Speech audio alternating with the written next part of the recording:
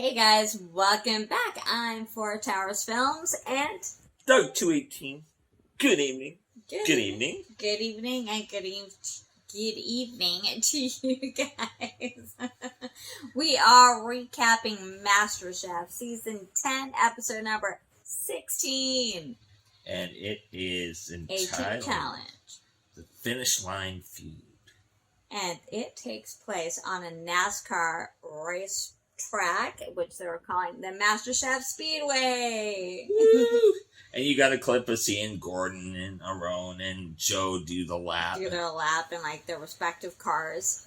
And then, line up just so behind the other one. And then the chefs basically say to them, the contestants, that they get to pick their own teams. Yeah. So everybody races to go by Jamie.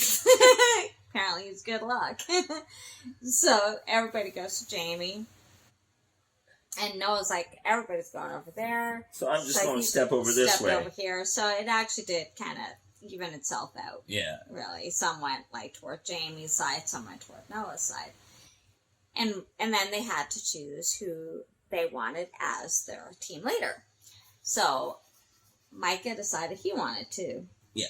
To see, to prove that he could do it, basically. And you know what? Good for him to step up and say, you know what? I may be the youngest dude in this competition. Yeah. But I'm gonna take the proverbial bull by the horns and see what I can accomplish. And so then, on the other side, they unanimously picked Sarah to be the team leader because I thought, she's able to stay calm under pressure, and she's had really good successes over the course of all the competitions and things like that. So she agreed, and she wanted to challenge herself as well, being team leader. So Sarah's team ended up being the blue team, and Micah's team was the red team. So then they basically had to decide amongst themselves what their dishes would be. So the blue team decided on like a crispy salmon. And then they did potatoes, green beans, and I can't remember what they called it. It was like a beurre blanc sauce. A beurre blanc. The red team did chicken. They did polenta, which Suba, if it wasn't for Jamie pulling him off of that, would have messed that up completely. And they did polenta, and they also did a vegetable entree themselves. But here's the thing that was the kicker, though. They blue team wanted to do salmon crispy skin, 100 portions. They had to do 100 portions for these guys. Well, I think part of the problem is that they were starting and doing the searing on the stovetop, and they were finishing in the oven. So and then after a while, they were kind of double teaming it with Nick and Noah. Yeah. And they actually, over time, pulled Noah off that, and he ended up doing potatoes. So the salmon wasn't getting cooked, all the way through. It was getting crispy skin, but it wasn't getting finished. But it was raw. Yeah. So they changed their tactic. Like first, we'll pull the skin off, and then we'll put the skin back on. They're still getting it raw. So they just kind of eliminated how they were doing it initially and just basically cooked it on top, basically. It literally took Gordon to come in and go, okay, on, off, stop it. Well, because it was very disorganized. Like, they didn't really know what they wanted to do with it. Well, he said until near the end. He said, separately, you all have done very well. Together, you're a mess. Yeah. You're a mess. You find that a lot of them don't do that well in team challenges. We were talking about Suba earlier. They're good cooks on their own, but once you get into, a team environment, it seems like there's always miscommunication and stuff, and things go awry.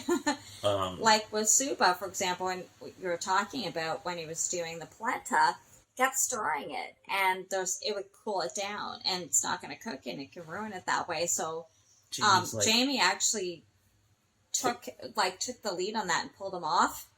Now remember, Mike is the leader on this team. He actually put him off and decided you're going to cool it down. Yeah. It's not going to cook properly. Yeah. So he actually put him on cutting up the rosemary and stuff like that. So they're actually doing their potatoes and stuff in the rosemary. And it's sad to say that it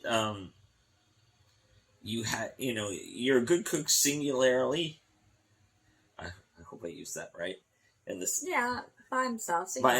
Yeah. But once you get into a team atmosphere, like this man is lost from the jump. He's not even it was Sarah that was cooking chicken. Yeah. Because then at one point he put they were finishing it with salmon in the oven. He put on broil. And he's not even on chicken, and he burned it. And Micah's like, oh my god. And he's like, why are you touching the chicken? You're not even on chicken. So still leave it on. And he actually gone over later on and asked Sarah if he could help. And she's like, no. And she's like, stay away from my chicken. Well, and the thing, it showed Micah's inexperience because he's like, okay, Sarah, I'm going to take you from the chicken. Right. I'm going to get you to come play. Jamie's like, she's cooking the chicken perfect right off the jump. Yeah. Why are you touching her? Right. Leave her be. Yeah. And even Aaron's like, she's fine where she is. Show Jamie what you want done. Let's get it done. Right. And Jamie's a good player, and I don't know what the problem would have been. I don't know either, but it shows his immaturity. I mean, he's 19. Yeah. His inexperience, I guess. Would be a better word. And there were hits and misses on both sides, because it was the drivers and their pit crews. Yeah, and then it actually started to rain as they're cooking, and it was this torrential downpour, so they had to bring in those tent covers, cover things that to cover them, and they actually even covered the cars that the chefs arrived in.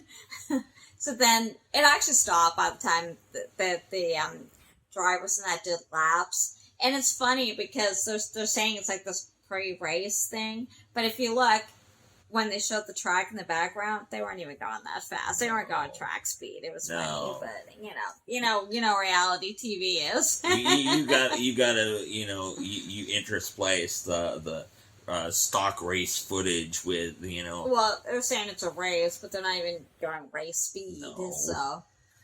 So it's So they came and they ate all the drivers and their pit crews and all that kind of stuff. A lot of people.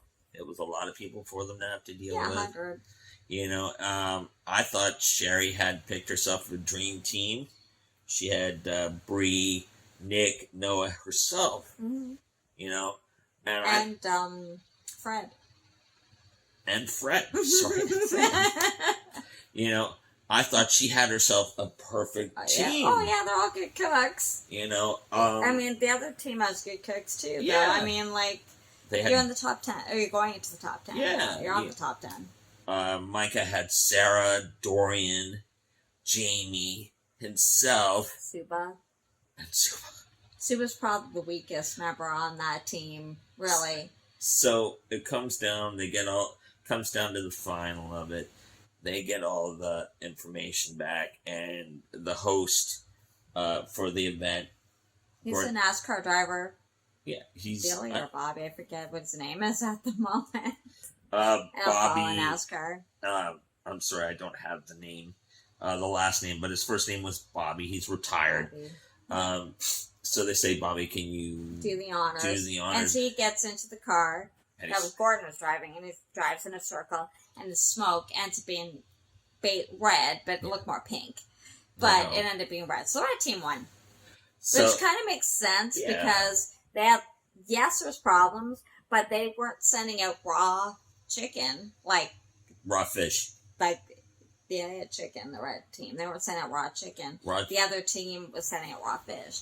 Yeah. So, it makes sense that the blue team would be the losers here. So even though there were drivers and stuff that actually preferred the blue team's flavors. But like Gordon said, when they came to the kitchen later, that they were basically a mess. And they were probably one of the worst team challenges that they've ever actually had.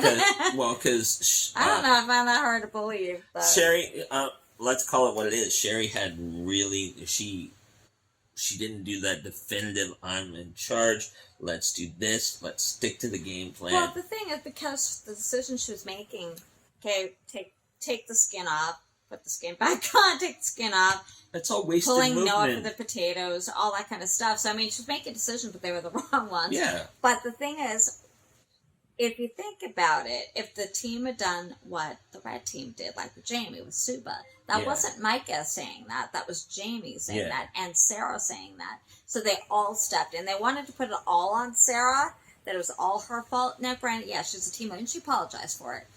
But if they thought something, like Nick said to the cameras, that why are you pulling Noah off, putting it in the oven to do potatoes, you know, kind of thing. Or if you thought of it a different way, why didn't you say something, kind of thing, basically.